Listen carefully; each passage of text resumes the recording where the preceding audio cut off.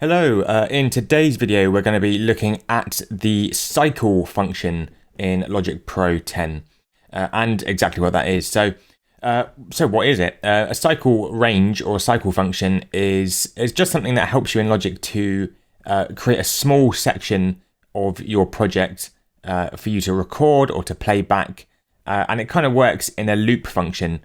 So let me just play a small section of this and you'll see what I mean.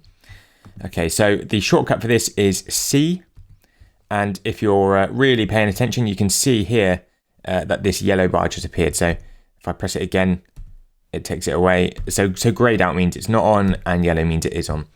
Okay, so there we go.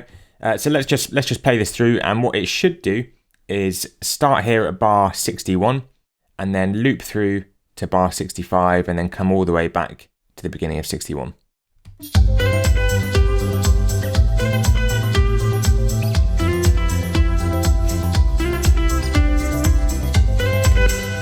And there we go, exactly like that. Now what we can do is we can actually come up to the cycle range, and we get this right locator appear, and you'll see that the cursor changes a little bit. If you just click and drag, you can extend this range, and if you come to the opposite side, to the left locator, we can actually change it that side too. So let's do that now and see what the difference is.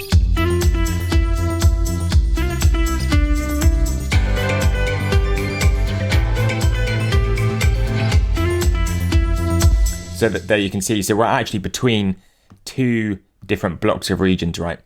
And that's what it does really. And you can also use this for recording. So if you want to record in a loop, that's a one way that you can do that. You know, so if there's a particular section that you want to go over a few times, and I'll do a separate video on that actually, as I think that might be a little bit more useful to go into a little bit more depth. So extra little things, if you want to automatically set your locator, so this cycle range, so you might notice actually that when I click, this cycle range follows where I go, right? So by a region basis. If you want yours to do that as well, you need to come up to this cycle range, which is what this shortcut brings up, and you'll notice that it goes, yellow and grayed out depending whether it's on or off when I press C. So what you need to do is two-finger click or right-click, click on Auto Set Locators. Now, if I click around here, look, if I've turned it off now, right? You'll notice that the cycle range up here doesn't follow when I click. So if you do want it to do that, you need to click on Auto Set Locators up here on the cycle button. There we go. Look, and now it follows where I want it to follow. You might need to select region. So auto set by region. So that is these separate regions here, and then it'll automatically set the locators to whatever you want.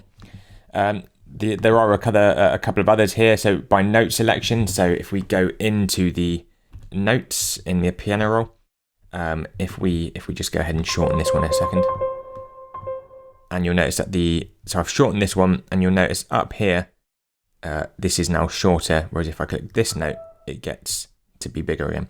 So it follows the note basically, which is cool. And there's also the auto set by Marquee. So that is this tool here. So the Marquee tool. So for me, I've got it set to the command function. So hold down command in my case.